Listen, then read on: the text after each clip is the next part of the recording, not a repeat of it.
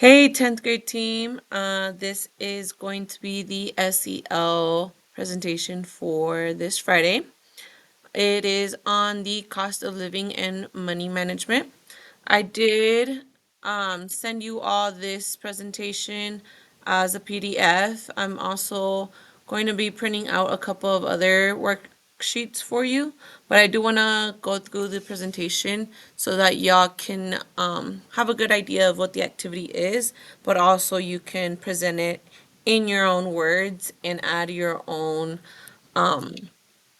advice into it.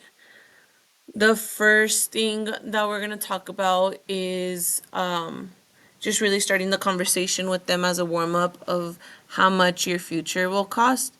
This presentation and activity is really going to be more on the budgeting side and just really bringing up the actual numbers, rent cost and transportation and your phone bills and utilities and food and other expenses that they might not be thinking about. And then throughout the school year, we'll really look more into like financial aid and more financial literacy. So starting off of just talking about current living expenses. So these are some numbers that DSF has pulled on the average living expense for a studio versus one bedroom versus two bedroom, and then the added expenses and really bringing up the fact that you have to pay for light, you have to pay for water, right?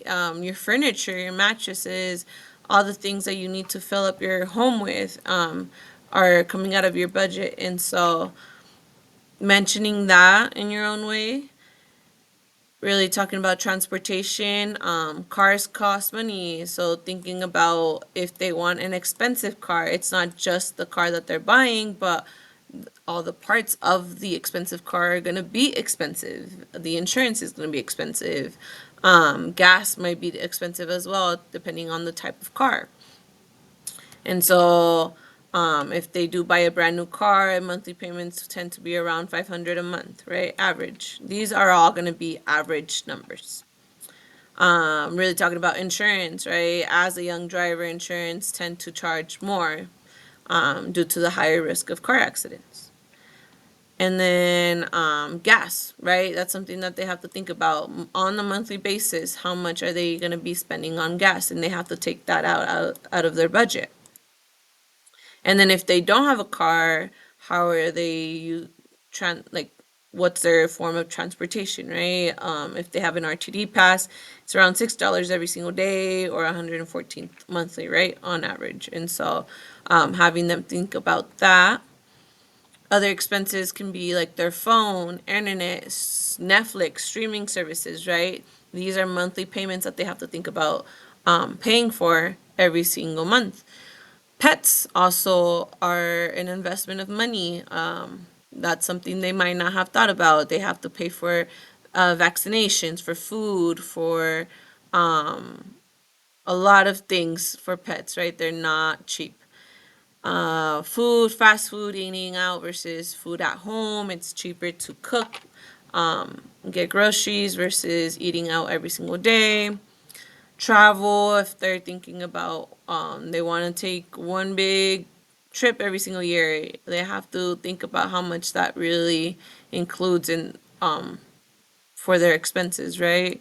The hotel, the food, the transportation. And then we always want to encourage like fun. Always budget out a little bit of fun to treat yourself, but you also have to be smart about it.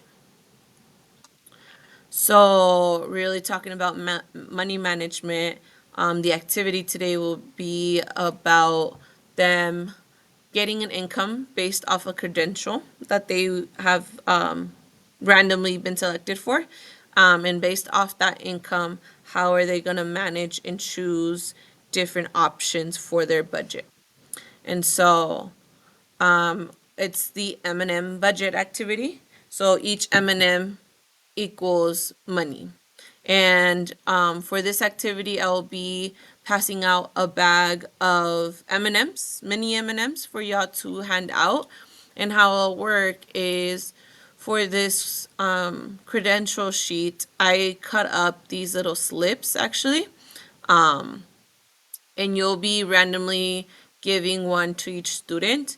It would be smart to place them in tables of 6 people, groups of 6, and each group has one of these credentials. So on the left side, it says the credential that they've earned. So it's either they didn't graduate high school, they have a high school diploma, a certification, associate's degree, or stacked credentials, so multiple certifications, bachelor's degree, master's, or a doctorate degree. Underneath it, it says the type of job, right? This is super general. So I just said fast food retail, a minimum wage job, trade career slash management in the trade, career field of choice, and then more advanced career field of choice. Super general. On the right side of that slip, it would be the average income that they would get every single year. And that average income also equals the amount of M&Ms that you will pass out.